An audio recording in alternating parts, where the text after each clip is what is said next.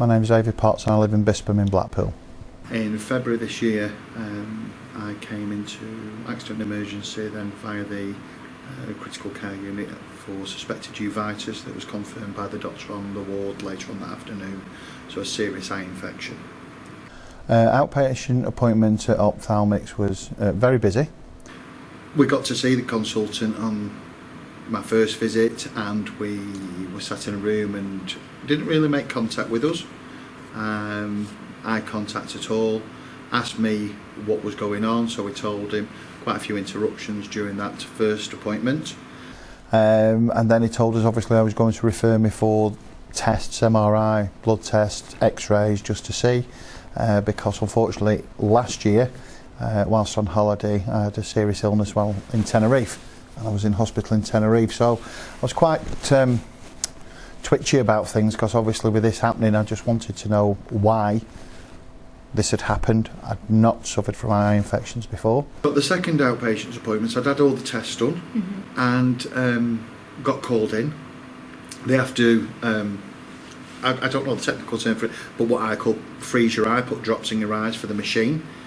So we had those done, then you sit back down in the corridor. The corridor's not really appropriate because you're sat opposite rooms and you can hear what's happening with other patients, which I think is quite unnerving. But we were took round the corner to see the consultant, sat there. As I always do, I always shake hands with people on first introductions. There was nothing coming back. And then he started to ask me what I had done. So I just felt then that he'd not read my notes. Have you had a blood test? Have you had an x-ray? Have you had an MRI? My wife was with me. And constantly then, there was people just walking in and out of the consultation room with notes for the next patient. They didn't even knock on the door, they just walked in, walked out. The first consultation, me and my wife just let that go. But the second time, we just felt like there was no rapport. He wasn't looking at me, we weren't trying to get anywhere. The big thing that we found very nerving was an actual doctor actually just walked into the room, didn't knock, and just came and stood there by the side of the consultant. And the consultant was talking to me, and in the end my wife actually said to him, are you something to do with my husband's appointment? He went, no, I'm just here to speak to the doctor. And my wife said, can you leave please? If you're not here to do about my husband's eyes, can you please leave the room? So he left the room. We then were told we had to sit outside because I needed some more eye tests doing. My wife then went back in and spoke to the consultant and said, I'm going to put a complaint in. She then went to see down the corridor to get this other doctor's name because obviously she wanted to complain about that. He then raised his voice in the packed corridor to her, and it was quite unnerving. We felt very... We were very, very disappointed in what had happened. There just didn't seem to be... I just didn't feel that I was getting the answers that I wanted for me and my wife about why this was happening with my eye infection and the constant interruptions, and the staff didn't even have the courtesy to knock on the door. They just walked straight into a consultation, which we found very unprofessional. I think for the staff, especially in ophthalmics, could improve by just the courtesy of knocking on the door and waiting for the consultant to actually say, come in.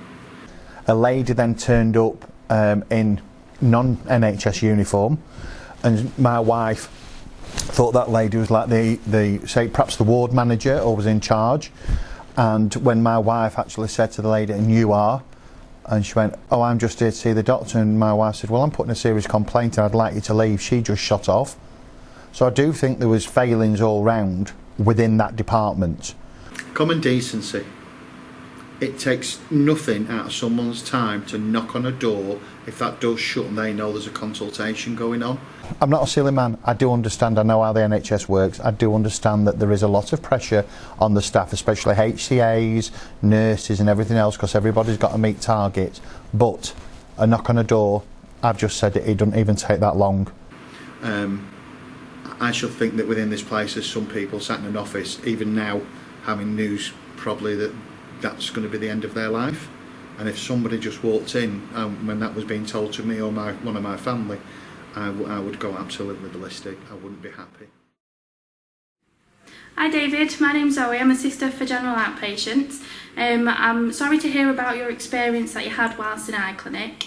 Your video has been shown to all members of staff and we have taken precautions and obviously steps in response to what you've said. So on all clinic doors now there are please knock and wait signs, and in our daily safety huddles I did express your concern and said obviously about common courtesy of knocking before entering and obviously waiting for the consultant to be ready for anyone to enter the room. So sincere apologies, and hopefully your next experience and other patients' experience will be much better when they come to our department.